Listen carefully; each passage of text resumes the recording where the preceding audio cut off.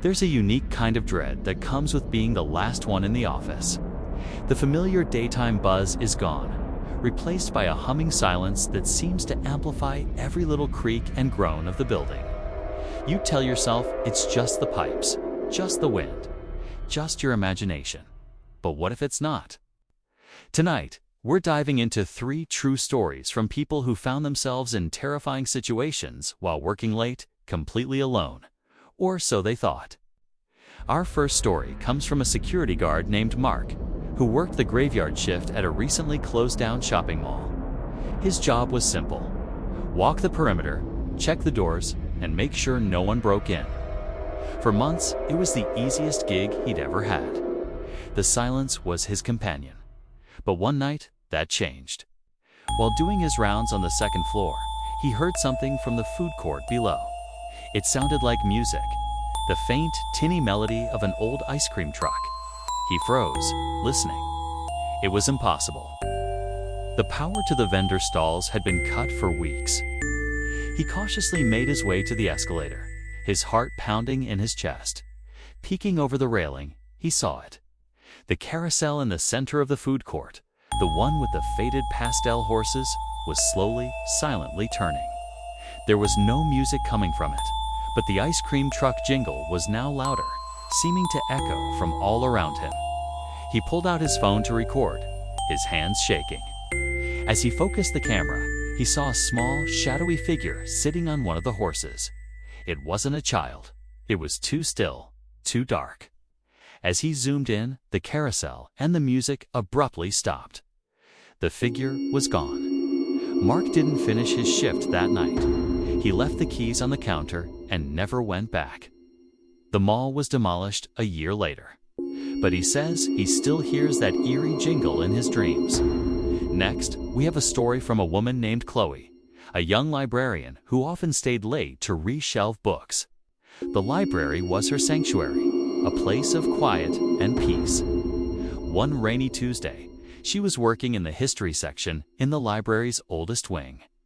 It was nearly 10 p.m., an hour past closing. The only sound was the rain tapping against the tall, arched windows. As she was sliding a heavy volume back into its place, she heard a soft thud from the aisle behind her. She figured a book had just slipped from a nearby cart. Annoyed, but not alarmed, she went to pick it up. But there was no book on the floor. Instead, she found an old, leather-bound diary she'd never seen before. It wasn't part of the library's collection. It had no call number, no barcode. Curiosity got the better of her, and she opened it. The pages were filled with a looping, spidery script detailing the daily life of a woman from over a century ago. As she read, she felt a sudden, intense chill. Just like this one, and the feeling of being watched from the end of the aisle. Chloe's blood ran cold. At the far end of the long, dimly lit aisle, a tall, slender silhouette of a woman in a long dress stood perfectly still, just watching her. Chloe slammed the diary shut, her breath catching in her throat. When she dared to look again, the figure was gone.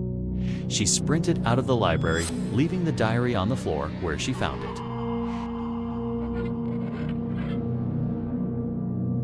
Our final story tonight is from a janitor named David, who worked at an old elementary school.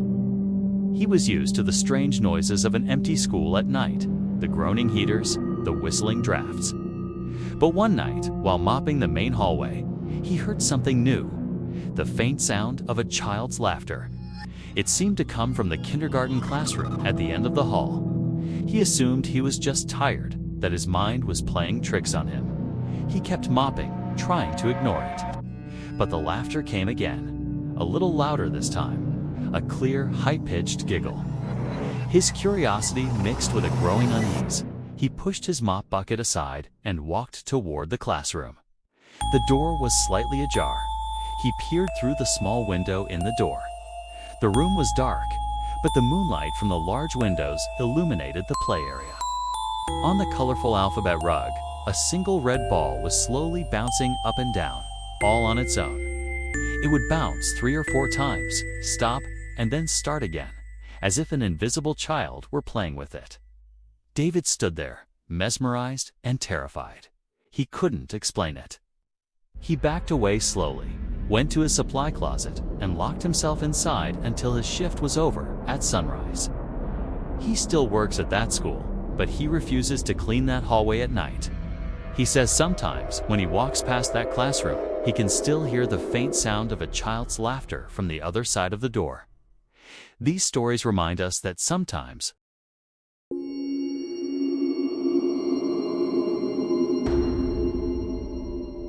Have you ever had a creepy experience while working late? Thanks for watching, and remember to subscribe for more chilling tales. Sleep well.